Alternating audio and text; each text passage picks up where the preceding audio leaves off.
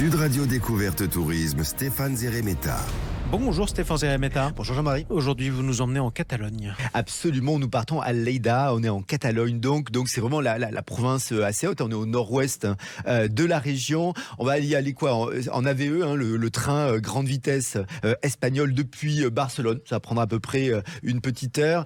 Lleida, c'est vraiment un emplacement naturel de choix, on est entouré de plaines fertiles, de champs, de vergers. Alors c'est vrai que ce sera vraiment très très plaisant parce qu'il y a un patrimoine de vieilles pierres, il y a un patrimoine absolument magnifique et puis voilà, il y a toute cette nature environnante. Alors, en tout cas, le joyau de Lleida, c'est son ancienne cathédrale, la Seu Vella. Oui, elle domine vraiment toute la ville. Alors, c'est une cathédrale qui a été construite entre le XIIIe et le XVe siècle, à l'emplacement d'une ancienne mosquée.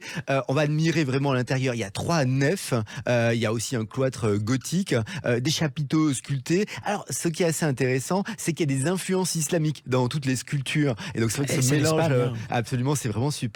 On a un clocher aussi. Ça, c'est un bel exemple de gothique catalan. On accédera à son sommet par un escalier. 238 marches tout de même, mais c'est faisable. On est à 60 mètres de hauteur et de là, on a vraiment un panorama sur toute la ville.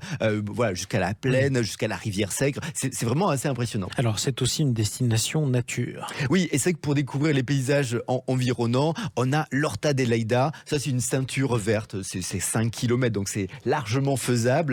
Alors c'est vrai qu'au printemps c'est absolument superbe parce qu'on a les arbres fruitiers qui sont en fleurs, donc c'est la bonne période. Et puis sinon au cœur de la ville aussi on a des espaces naturels protégés. Il y a notamment un parc qui s'appelle la Midrana et c'est quand même 90 hectares avec plein d'oiseaux aquatiques, une flore vraiment typique. C'est un écosystème très humide. Il y a plein de lentilles d'eau, de joncs. C'est vraiment très très joli.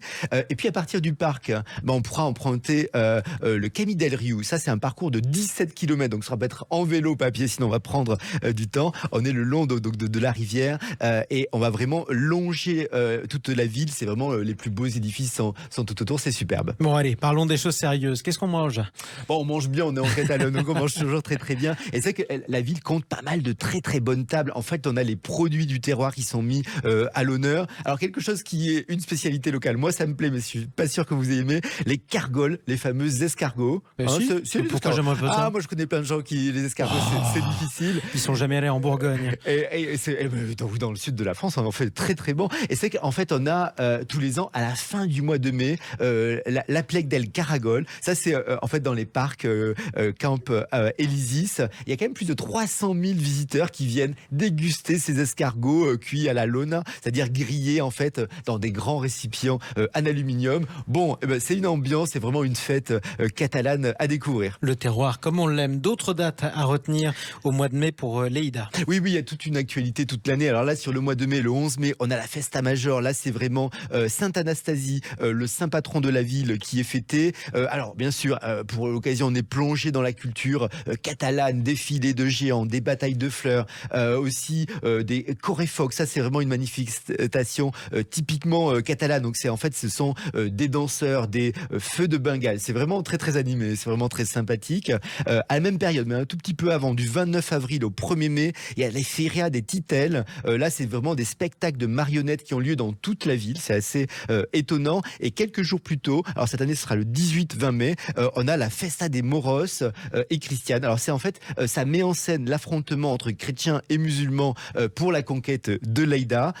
Et c'est vrai que donc il y a de quoi faire, mais il y en aura aussi sur tout l'été. Le printemps, la nature recessante, toutes ces manifestations. Bon voilà, c'est vraiment une belle découverte auquel on ne pense pas forcément. Très beau programme les amis, si vous voulez découvrir Lleida au mois de mai, il vous reste un peu plus d'un mois pour préparer vos vacances. Merci Stéphane Zeremeta, directeur éditorial des guides Le Petit Futé. Tous ceux qui veulent retrouver ces conseils de voyage peuvent retrouver cette rubrique sur la chaîne YouTube de Sud Radio.